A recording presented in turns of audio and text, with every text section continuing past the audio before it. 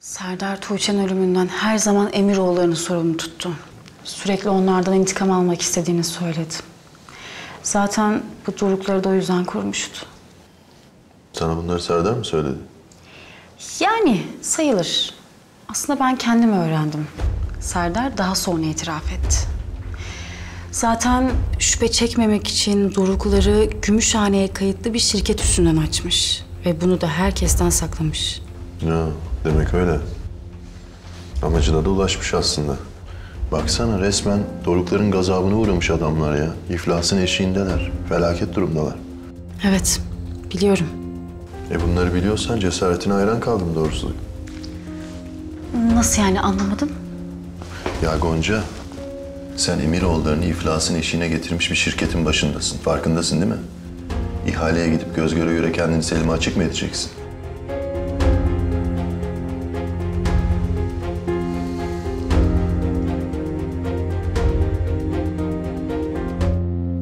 Melek, bu işin içinde Ümit'in parmağı var diyor. Ama nasıl olur? Aklım sırrım ermiyor. Böyle efendi, saygılı biri. Anne, tamam haklısınız ama yani Melek abla da öyle hiçbir şey yokken suçsuz birini suçlu ilan edecek biri değil ki. Yani ne istiyorsunuz? Şimdi gidip durduk yere Ümit'ten hesap mı sorayım? Gerçekten bunu mu yapmamı istiyorsunuz? Selim! Oğlum dur.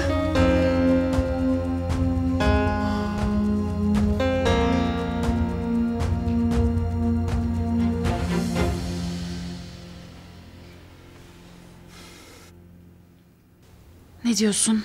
Yani şimdi bana bu ihaleye katılma mı diyorsun Erkut? Katılacaksın ama Gonca Acar olarak değil. Kendini gizleyeceksin. Aynı Serdar'ın yaptığı gibi. Doğru diyorsun. Serdar da zaten bu şirketin sahibi olarak hiçbir zaman kendini açık etmemişti. Şirket Turan Ereli adına birinin üstüne kayıtlı gözüküyordu. Tamam işte bak, görüyor musun? Kendimizi gizlemezsek Emiroğulları'nın açık hedefi haline geliriz. Böyle devam edeceğiz. Erkut haklısın. Sen hemen sorumlu müdürle konuş. Ona neler yapması gerektiğini anlat. Beni temsilen o katılacak ihaleye. Tamam.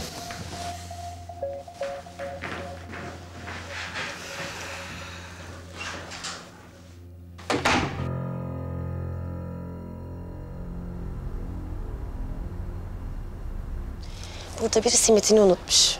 Hadi bakalım aç ağzını anneciğim. Anneciğim yapma böyle. Bak aç okula gidemezsin ama. Hadi. Yusuf amca. Günaydın Elif. Günaydın. Hadi anneciğim aç ağzını.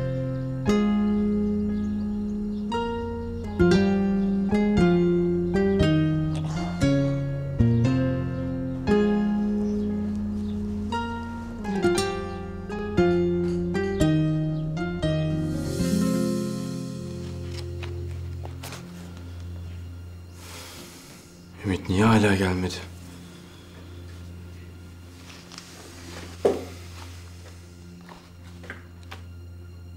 Allah Allah Allah.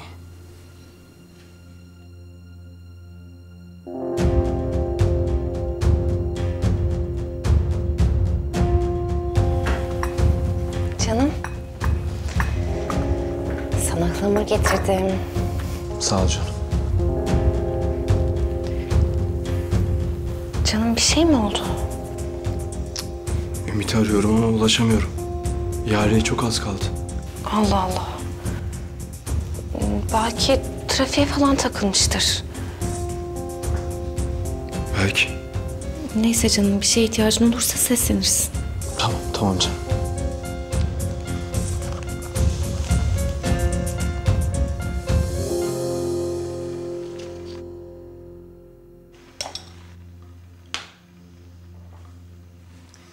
Gel kızım gel. Bize de dolduruyorum birer bardak. Sağ ol anne.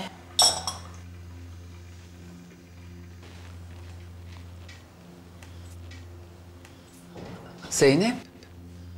Yoksa Selim Melek için yine bir şey mi söyledi kızım? Yok anne. Bir haller var ama sende belli. Selim, Ümit Bey bekliyormuş da aramış, ulaşamamış. O da panik yaptı tabii. Zeynep, bu Ümit Meleğin dediği gibi biri olmasın sakın. Vallahi bilmiyorum ki anne. Ben de şüpheleniyorum aslında ama... Ne bileyim, bir yandan da bizim için canla başla çalışıyor. Madem bizim kötülüğümüzü istiyor, niye böyle yapsın? Diğer yandan da Melek ablanın şüpheleri var tabii. Benim de kafam karıştı kızım. Neyin doğru, neyin yanlış olduğunu bilmiyorum. Şaşırdım kaldım. Ben de öyle anne, ben de.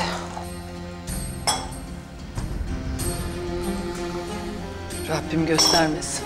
Bir sorun çıkacak, huzurumuz iyice kaçacak diye korkuyorum. Yok anneciğim, düşünmeyin böyle şeyler. Elimde değil kızım. Kafamda kurup duruyorum işte. Anneciğim, merak etmeyin. Siz, her şey düzelecek, inanıyorum ben. İnşallah kızım, inşallah. Dua yerine geçsin sözlerin. İnşallah. Hadi kuzum bak. Bak, hem sen bunu yemezsen öğretmenin söylediklerini anlamazsın. Arkadaşlarından da geri kalırsın ama. Hadi bir tanem, hadi. Anne, amcama niye kızdın? Anneciğim ben kızmadım ki Selim amcana. O nasıl söz öyle? O zaman niye tartıştınız? Biz tartışmadık ki. Sadece konuşuyorduk bir tanem. Hem büyükler arasında olur bazen böyle şeyler. Sadece biraz farklı düşünüyoruz, o kadar.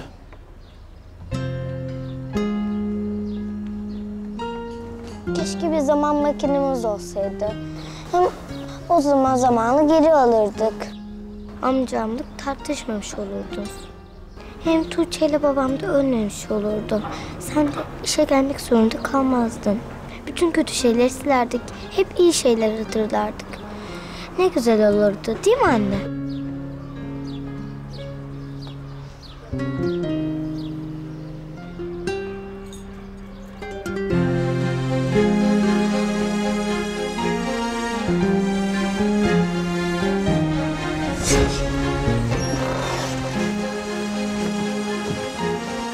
Baba, tatilimiz bitti mi yani şimdi? Maalesef kızım. Of, keşke hiç bitmeseydi. Seneye gene gideriz bir tane. Ama ben o kadar bekleyemem ki. Keşke daha kolay bir yolu olsa. Ne gibi mesela? Mesela bir zaman makinemiz olsa da tatilimizi yeniden başa alabilsek.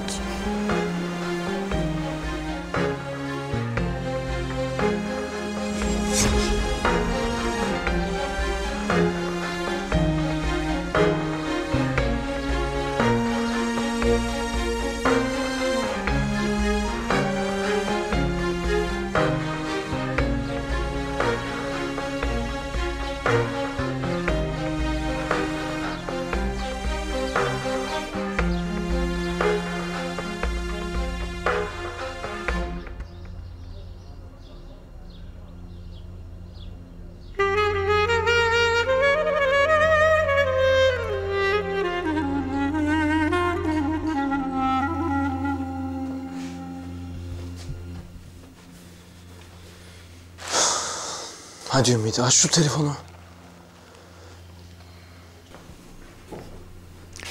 Oğlum, oturabilir miyim? Otur tabii anne.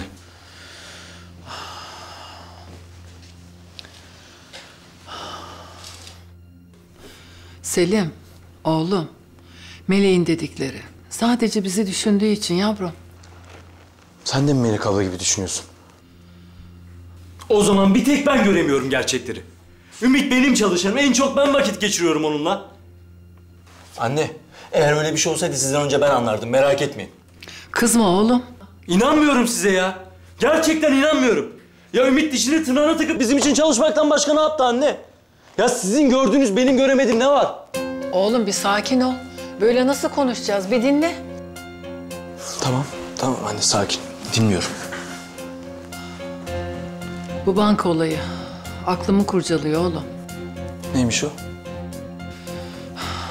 Melek'le ipoteğin ilk taksini ödemek için bankaya gitmiştik. Bize hesapta hiç para olmadığını söylediler. Evet biliyorum o mevzuyu. Bir yanlışlık olmuş işte. Melek abla anlatmış sana. Doğru anlattı da bir gariplik yok mu bu işte oğlum? Koskoca banka. Böyle bir yanlışlığı nasıl yapar? Yüreğime iniyordu neredeyse. Ne ima ediyorsun anne? Şimdi kafamda muhakeme ediyorum da bu işin içinde Ümit'in parmağı olabilir mi acaba? Pes. Pes anne. Ya ne oldu size? Ayağınız taşa taksa Ümit'ten mi diyeceksiniz? Tamam ortada hazır bir hata var. Ne yapalım yani? Günah keçisi Ümit'i mi ilan edelim? Selim, evladım biz bize konuşuyoruz burada. Melek de bir kusurunu görmüş demek ki. Niye böyle yapıyorsun? Anne bak tamam. Tamam zor günler geçirdik. Geçirmeye de devam ediyoruz. Ben abimi kaybettim. Sen oğlunu. Melek abla kızının babasını kaybetti. Ama her şeye rağmen Melek abla kızı için ayaklarının üstünde durmaya çalışıyor. Her gün atölyeye gidip sabahtan akşama kadar çalışıyor. Bunlar kolay şeyler değil anne biliyorum. Melek ablayı da anlıyorum. Ama Melek abla çok yoruldu anne. Çok hırpalandı. Sağlıklı düşünemiyor. Bir şeyleri farklı görüyor. Ama ben biliyorum gerçeği. Öyle bir şey yok.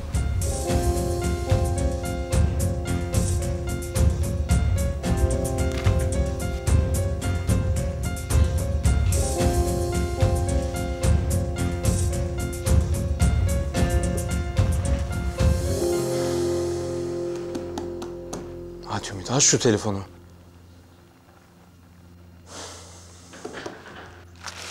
Yok. İhaleye geç kalacağım. Tamam oğlum. Hadi hayırlı haberlerle dön çocuğum. Tamam. Allah hayırlısını nasip eder inşallah.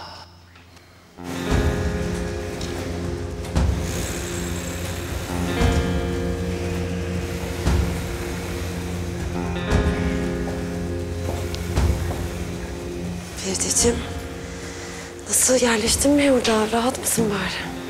Alıştım ablacığım ya. Hatta diğer kaldığım yurda göre saray bile sayılır. Keyfim yerinde yani merak etme. Çok sevindim canım.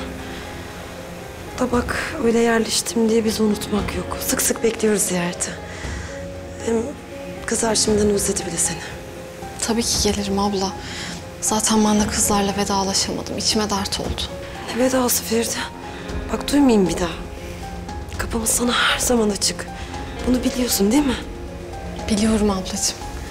Zaten ben dayanamam ki sizi görmeden. Özlerim. Böyle sıcak bir aileniz var ki. Hadi kolay gelsin. Sağ ol. Kolay gelsin hanımlar. Sağ olun Cemal Bey. Melek Hanım, yorgun musun sen? Yo. Hani böyle bir süzüldün gibi geldi bana da. Dikkat et de hasta olma bari. Sen bize lazımsın. Hadi kolay gelsin. Sağ ol.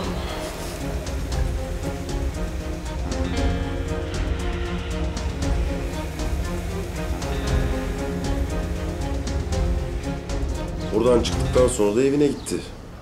Yani herhalde evine. tam olarak bilmiyorum. Yani böylece bak, elimizde 2 tane adres var. Biri Nihat'ın mekanı, biri de bu ev. Sana çok güvendiğim bir arkadaşım var demiştim. Hatırlıyor musun şu emniyetle bağlantılı hani? Evet. Ondan daha kapsamlı bir araştırma isteyeceğim. Çünkü bu herifin girip çıktığı yerler öyle çok temiz değil dostum. Anladım. Araştırmaya devam edelim Orhan. Belli ki bu Ümit sağlam biri değil. O gün Elif yanında gördüğüm kişi için amcam demişti. Belli ki bu Ümit Melek'in ailesinin içine sızmayı başarmış.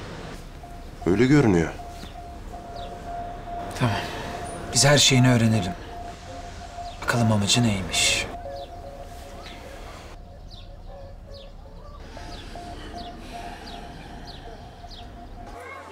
Bence bunu yapabiliriz.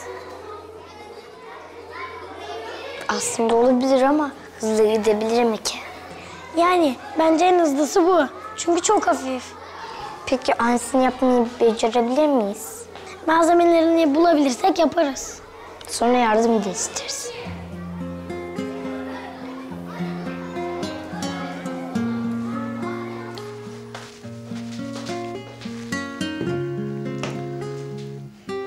Allah Allah.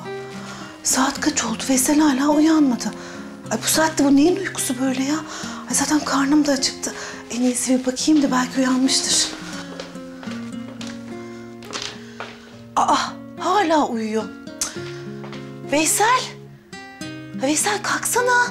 Ha, Veysel öğlen oldu. Murat işine bile gitti. Veysel. Ya hadi kalk. Kahvaltıyı hazırladım. Ay öldüm açlıktan ya. Tövbe de Tülay'ım. Tövbe de. Sen ölme. Sana hiçbir şey olmasın. Kurban olduğum Allah var ya, seni yanımdan ayırmasın. Ay Veysel ya. Ay, alemsin ilahi sen. O nasıl uyanmak öyle? Tülay'ım, senin sesini duyup da uyanmamak olur mu ya? Vallahi senin yokluğunla var ya, nasıl özlemişim o billur sesini. Ya böyle gözüme uyku girmedi. Şu kör gırtlağımdan bir lokma geçmedi ya. Ya sen yoksan ben öleyim ya, öleyim. Ölmüşüm. Ay Veysel tamam abartma. Hadi kalk. Abartanın var ya, ama bu 2 gözü böyle yere aksın ya. Tülay'ım, sen bu sabah böyle değişik bir güzel olmuşsun.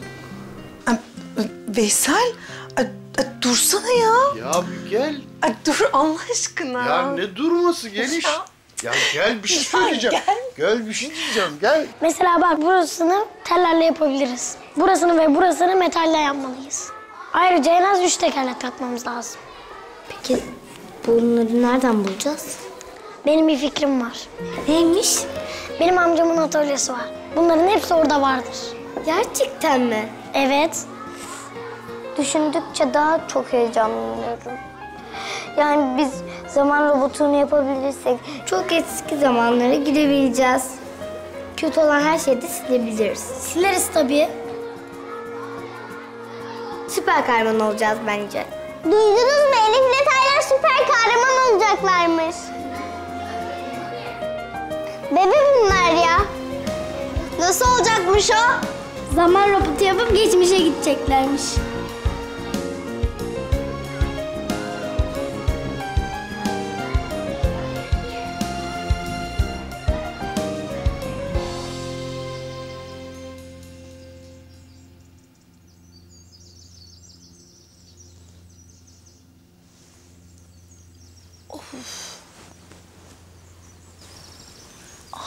Başım.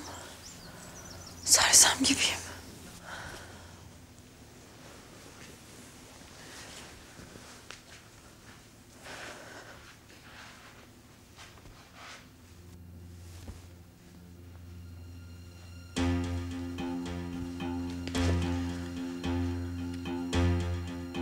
Ben bu evde sana ait hiçbir şey istemiyorum Ümit.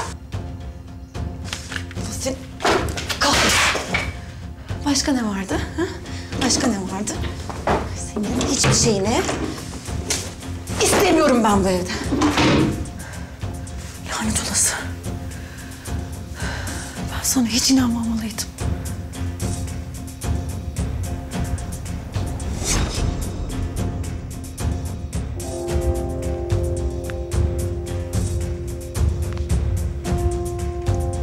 Ümit bu çok güzel. Beğendin mi? Bayıldım. Çok teşekkür ederim. Çok güzelmiş.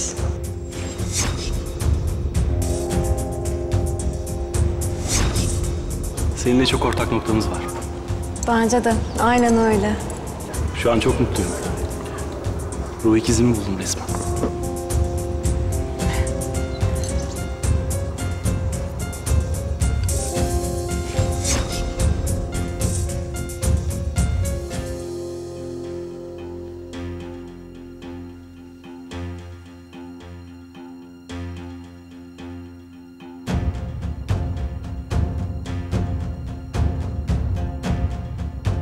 Yıldızlar ne güzel parlıyor değil mi?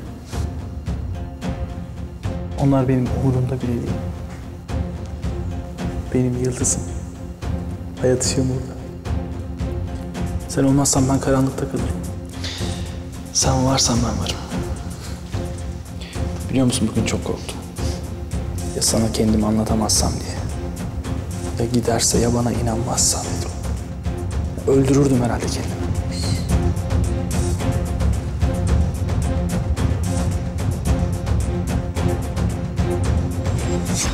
Ben sana hiç inanmamalıydım. Yalancı pislik. Hayır Arzu. Hayır.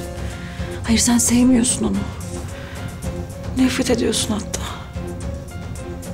Sevmiyorsun Arzu. Sen sevmiyorsun onu. Cehenneme kadar yolun var Ümit.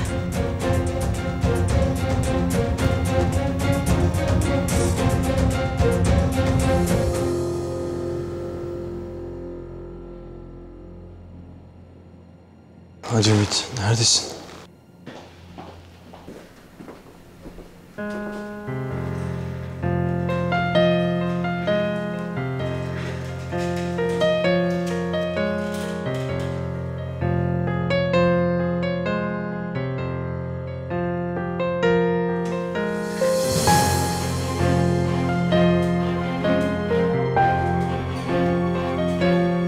Ümit, Doruklar şirketinin sahibi. Seni de bitirmeye çalışıyor. Kimsin sen? Gerçekten Ümit'in adamı mısın?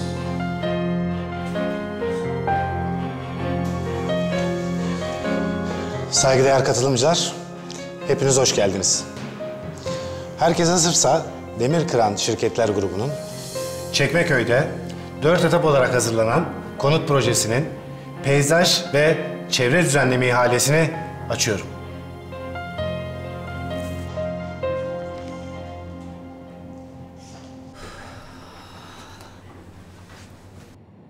Bu ihale bizim için çok önemli Erkut. Eğer kazanırsak müthiş bir yol kat etmiş olacağız. Ya Gonca. Hı? Ne yapıyorsun kızım? Bir saattir ileri geri. Dursana, başım döndü. Ay ne yapayım Erkut ya, çok heyecanlıyım. Yani neler olup bittiğini çok merak ediyorum. Ya tamam, benim de aklım orada ama bekleyeceğiz. Yapacak bir şey yok. Of, ihale nasıl geçiyor acaba? Merak etme sen. Alacağız, bu maç bizim, rahat ol. Öyle mi diyorsun? Aynen. Hem senin şu mesul müdür düzgün bir adama benziyor. Kafası basıyor. Tuttum ben onu. Sen merak etme, rahat ol. Umarım dediğin gibi olur Erkut. Umarım.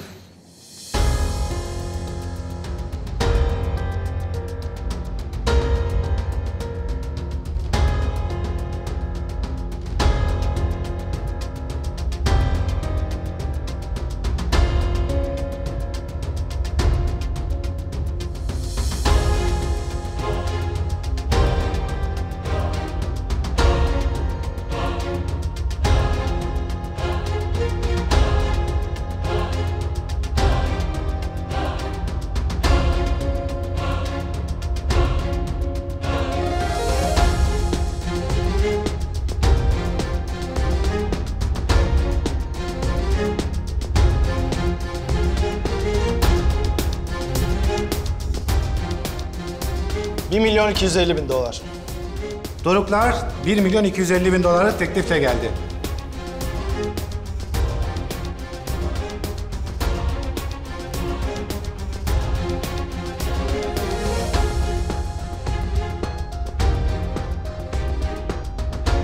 İhaleyi 1.250.000 dolarlık teklifle Doruklar Çiçekçilik ve Seracılık Limited şirketi kazandı. Hayırlı olsun.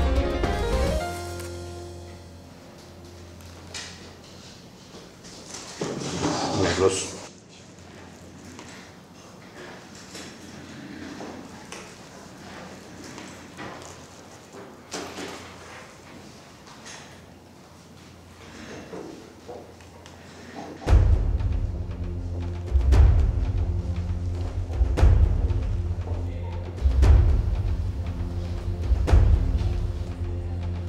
Alo Gonca Hanım.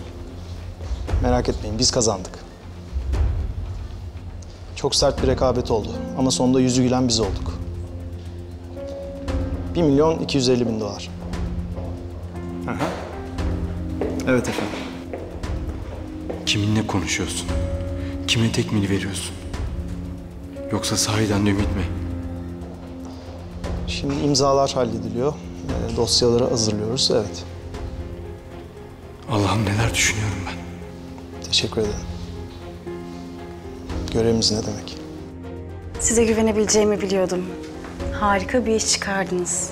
O zaman hepimiz için hayırlı olsun diyelim. Doğru anladım değil mi? Aldık ihaleyi. Ay.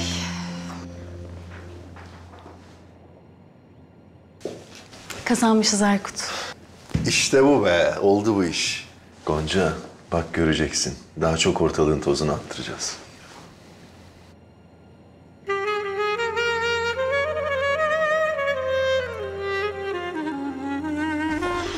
Koller damla ağırmış ya. Kızlar siz bırakın da ben devam ederim. Ay yok, sen bizi yanlış anladın, ondan söylemedin. Biliyorum ondan söylemedin ama çok yoruldunuz. Ben devam ederim. Abla ben de bir kolye alayım bari. Tamam.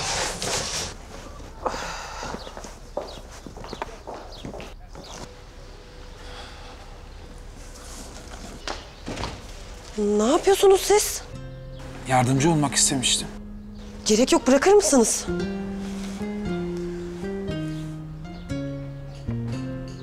Yanlış bir şey mi yaptım? Onu size sormak lazım. Artık tarih eser kaçakçısı mısınız, nesiniz? Bilemiyorum orasını. Bırakır mısınız lütfen?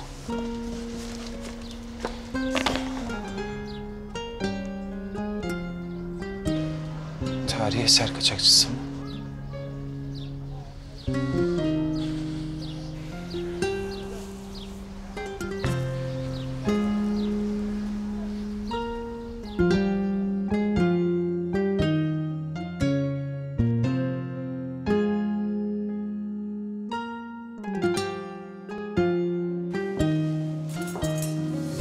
Pilavın da altını kapattım kızım. Demleniyor. Sofra da hazır. Selim gelsin de otururuz. İnşallah hayırlı haberlerle gelirler de. İnşallah.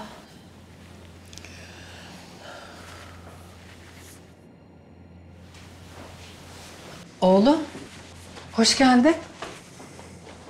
Ne oldu oğlum? Nasıl neticelendi ihale? Amcam mı geldi? Zeynep sen bir bakar mısın? Oturalım şöyle anne.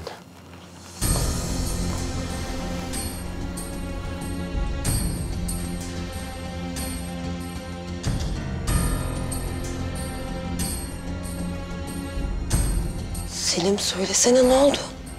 Bu sefer de olmadı. İhaleyi kazanamadık. Kazanamadık mı? Oğlum ne diyorsun sen? Hani emindiniz bu defa?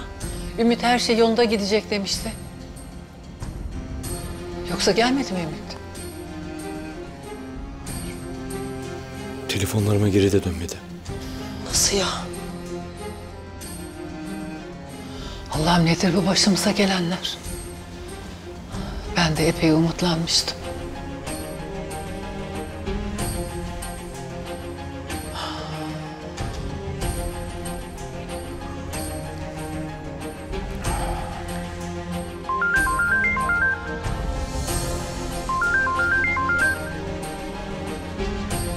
Efendim ana? Tamam, geliyorum.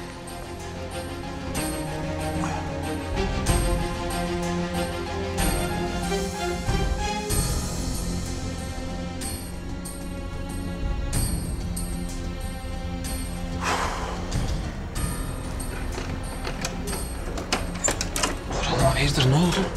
Haberler hiç iyi değil.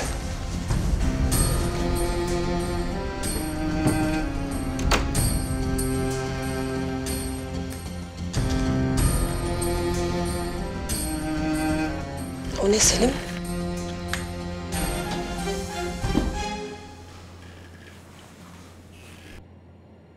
Melek abla, bak ne diyeceğini biliyorum. Aklımdan geçenleri de tahmin edebiliyorum. Bugün istemeden seni biraz üzdüm. İhaleden sonra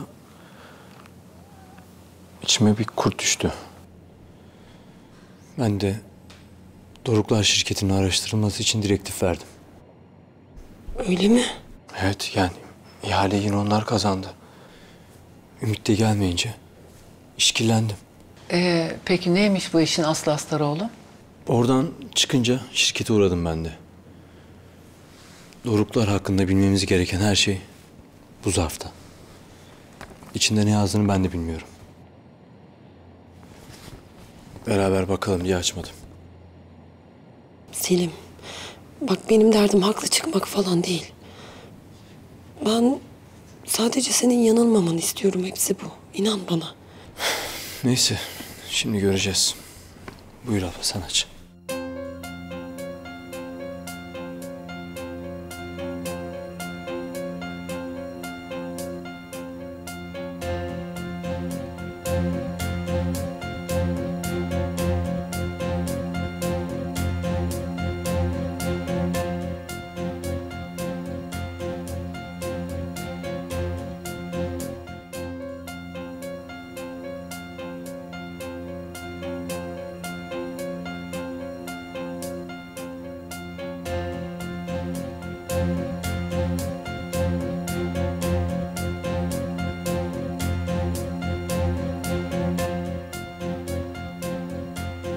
Gümüşhane merkeziymiş.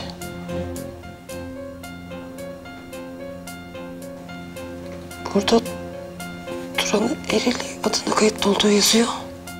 Yani Ümit'le hiçbir alakası yok.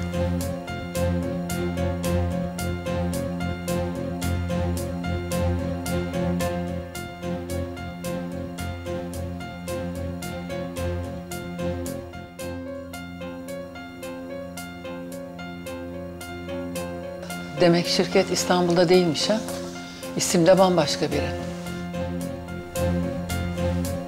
Evet. Turan Ereli. Gümüşhane.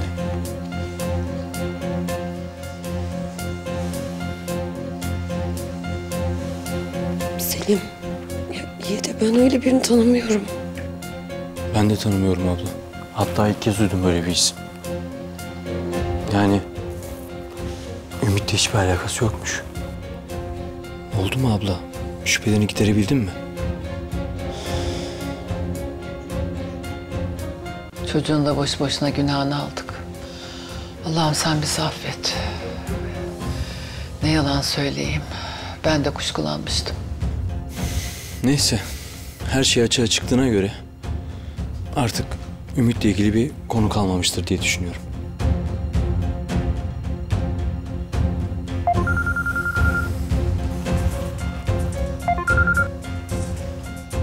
Efendim?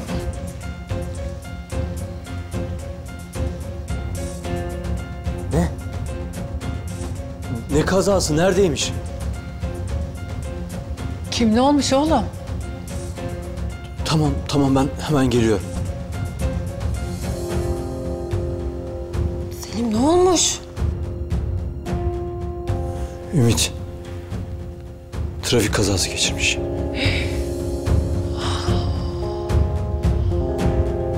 Durumu ağırmış. Demek bu yüzden telefonlarımı açmadı. Bu yüzden ortalıkta yoktu. Bir şey olması bari çocuğa. Ben hastaneye gidiyorum. Oğlum bizi haberdar et. Allah'ım sen koru. Sen gençliğini aç.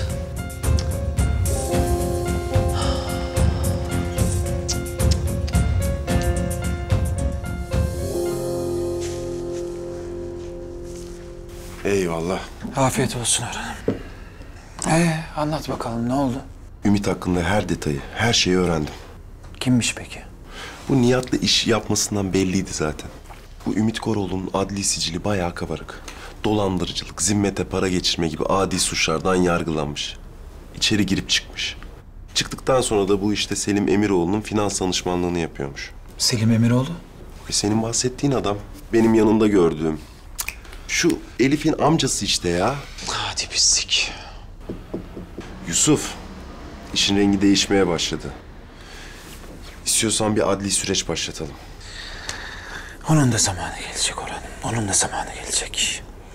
Ama önce bu adamın ne yapmak istediğini, niyetini anlamamız lazım. Adam zaten tehlikeli.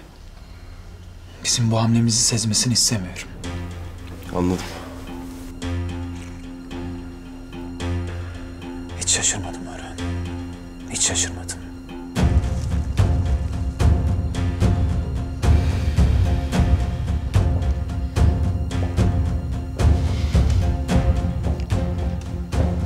Arzu. Hadi 2 lokma bir şeye bak. Açlıktan düşüp bayılacaksın ya. Sana diyorum sana. Hadi ye şundan biraz ya soğutmadan. Ya yemeyeceğim diyorum. Sen anlamıyor musun ya? Defol git başımdan. Defol git. Tövbe yarabbim ya.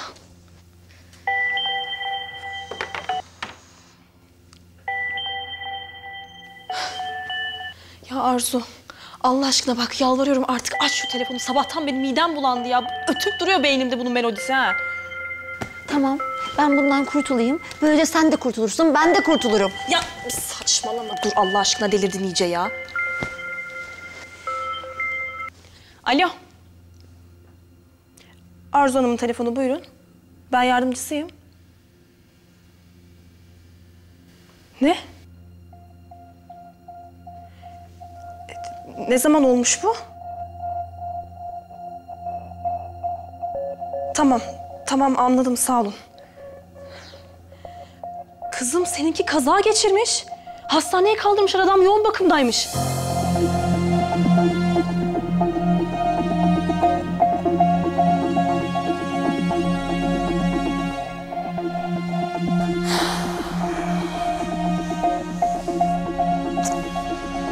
Hapis yatmış bir dolandırıcısın demek ki. Kimsenin haberi yok bundan. Kimsin sen Ümit Koroğlu? Amacın ne?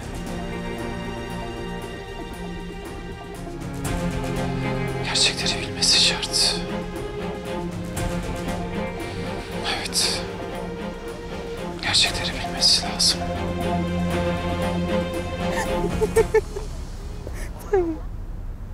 Ya ben başta anlamadım ne yaptığını. Sonra bir baktım peçete istek şarkı yapmışsın.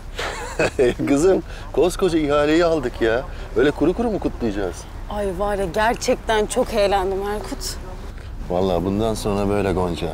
Hiçbir ihaleye yaklaştırmayacağız bunları. Hepsini alacağız, göreceksin ben. Bunu şirketin sloganı mı yapsak acaba? Olur, 10 numara olur ha. Bir de böyle kartlara bastırırmışız. Ha? Değil mi? Yavaş, yavaş. Tamam, tamam iyiyim ben. Hadi şimdi nereye gidiyoruz? Nereye gideceğiz? Eve gidiyoruz. Eve mi? Ay Erkut saçmalama ya. Biz bu gece daha eğleneceğiz. Hem de sabaha kadar. Bu kutlama burada bitemez. Ya Gonca, az önce gözümün önünde yere düşüyordun. Farkındasın değil mi? Ne olmuş yani düşüyorsam Erkut?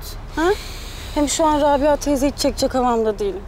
Erkut hadi Ortaköy'e gidelim. Orada yeni mekan açılmış. Ya kızım, kafan yeterince bulutlu. Yeter bu gece artık ha? Ay Erkut ne bulutlusu ya. Hem daha 2 kurt kaldı. Onları dökmem lazım. Bak ya. Ya geç otur şuraya bir 2 dakika geç. Otur.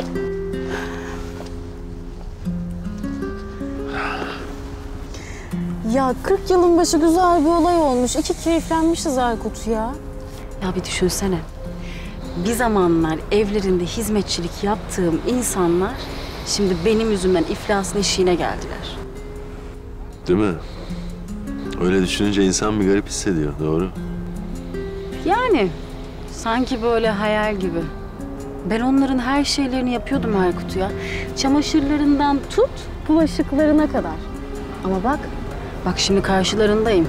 Hem de dimdik. Kaderin cilvesi işte Gonca. Birisi kaybedince birisi mecbur kazanacak. Bu sefer de piyango bize vurdu. Ne yapalım? Ne oldu? Ay ne bileyim. Şöyle bir eski günlere gittim de. Aykut, ben Selim'e aşıktım ya. Selim'e aşıktım. Ama hiçbir zaman benim yüzüme bakmadı.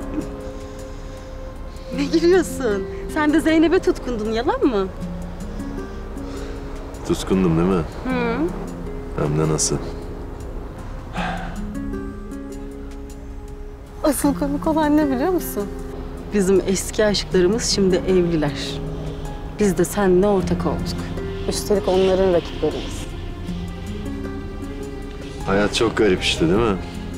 Biz aşkta kaybettik ama bak para da kazanacağız Aykut. Merak etme. Diyorsun.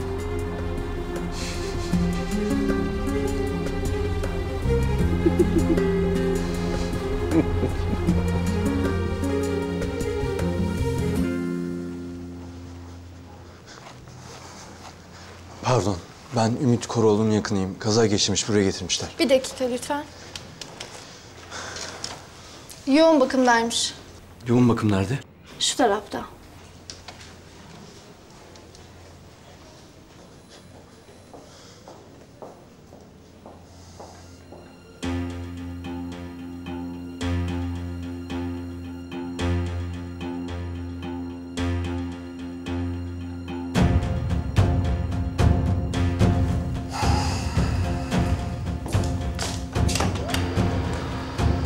Ben Ümit Koroğlu'nun yakınıyım. Durum nasıl? Maalesef bilinci kapalı. Kaza esnasında başına almış olduğu darbe neticesinde travma neden olmuş. Geçici yoğun bakıma aldık. Peki kaza nerede, nasıl olmuş biliyor musunuz? Sabah saatlerinde Beykoz yolunda kaza yapmış. Görgü tanıklarının demesine göre çok süratli gidiyormuş. Demek ihaleye yetişmeye çalışıyordun ha. Çiftliğe gelmek için gaza bastın. Efendim? Size demedim. Pekala, müsaadenizle.